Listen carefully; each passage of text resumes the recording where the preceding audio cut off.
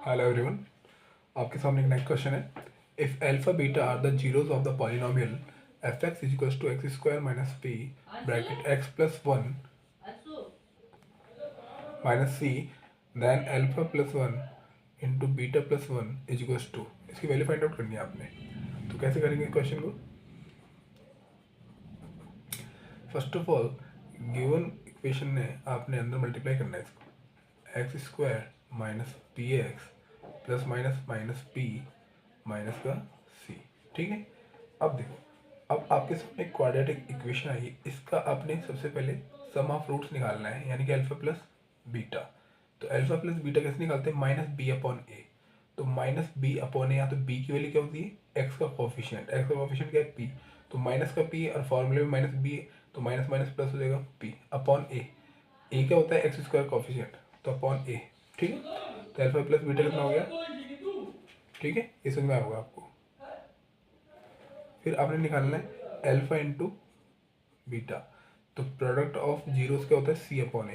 तो यहाँ पे सी क्या है? माइनस का सी, तो माइनस सी, तो सॉरी ये इक्वेशन ये है ना अपनी, तो माइनस पी माइनस सी, तो माइनस पी माइनस सी, ये अपना कंप्लीट, ये पूरा सी है कंप्लीट, ये माइनस पी माइनस सी अपॉन ए। ए कितना है? वन। तो अपने पास अल्फा प्लस बीटा आ गया पी, अल्फा इंटू बीटा आ गया कितना? माइनस पी माइनस सी।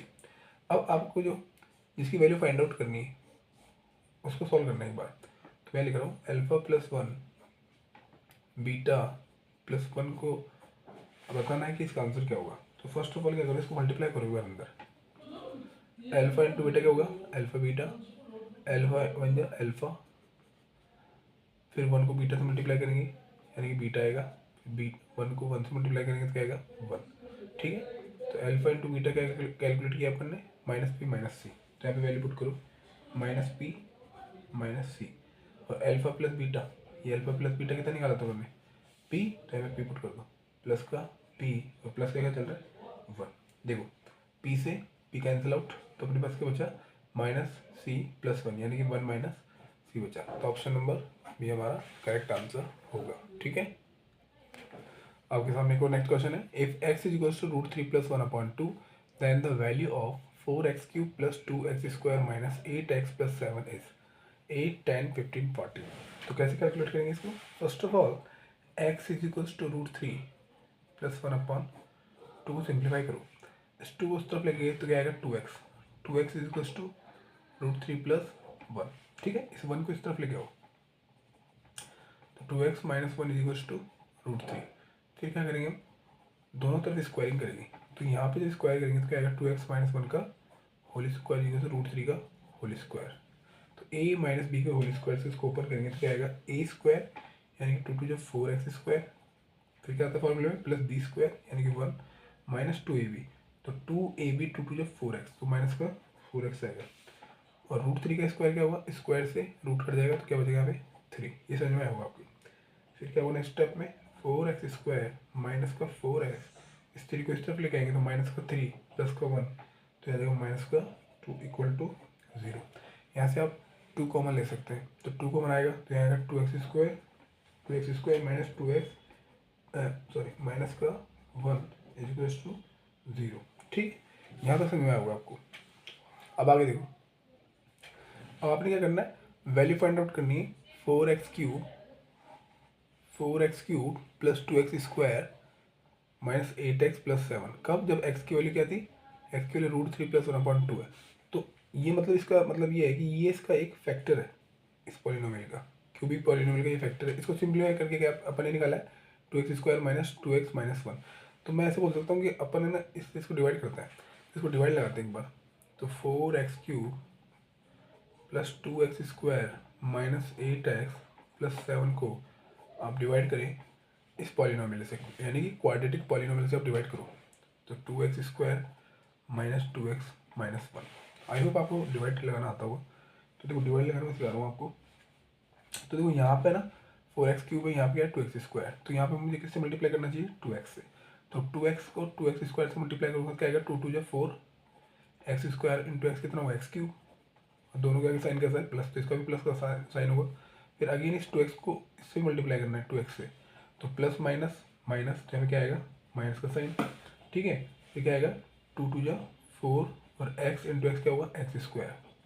अगेन इस 2x को इस -1 से वापस भी क्या लगाना है मल्टीप्लाई, तो 2x बन जाए 2x, तो माइनस का क्या आएगा अभी प्लस प्लस है, ये माइनस है, प्लस माइनस माइनस क्या आएगा 2x। यहाँ से समझ आएगा। अब देखो नेक्स्ट स्टेप में क्या करना है, इनके साइन चेंज करना है। प्लस है तो माइनस हो जाएगा, माइनस है तो प्लस हो जाएगा, माइनस है तो प्लस हो जाएगा, ये कैंसिल आउट। देखो ये प्लस है, प्लस प्लस प्लस होगा 4 × 6x²। यहाँ पे प्लस माइनस माइनस, तो 8 में 2 गया तो क्या आएगा 6, तो साइन किसका है 8 का आगे बड़ा साइन है, मतलब 8 बड़ा है ना, तो माइनस का साइन 6x। यहाँ समझ में आया होगा आपको। तो इसके बाद क्या करना अपन को 7 को कॉपी करना नीचे। अब देखो यहाँ क्या है 6x², यहाँ क्या है 2x²। तो यहाँ मुझे क्या लिखना चाहिए प्लस का 3, क्यों, 3 को मैं 2 से मल्टीप्लाई करूँ 3 × 2 = 6 और x² को मतलब यहाँ पे तो 1 है ना, 1 से मल्टीप्लाई करूँ तो x² बन जाए x² हुआ, तो ये आएगा। तो मतलब ये फर्स्ट वाले सेम आने चाहिए। अब इस 3 को इससे मल्टीप्लाई करो 3 × 2 = 6 और साइन कैसे इसका प्लस, इसका कैसा माइनस, तो माइनस का 3 × 2 = 6x आएगा, ये समझ में आएगा यहाँ पे।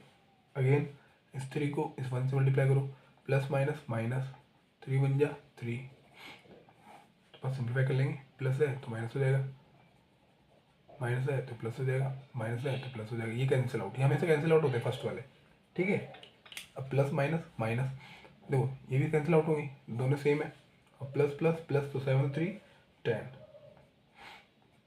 ठीक है। तो हमारे पास क्या आ गया, एक फैक्टर हो गया 2x + 3, ठीक है।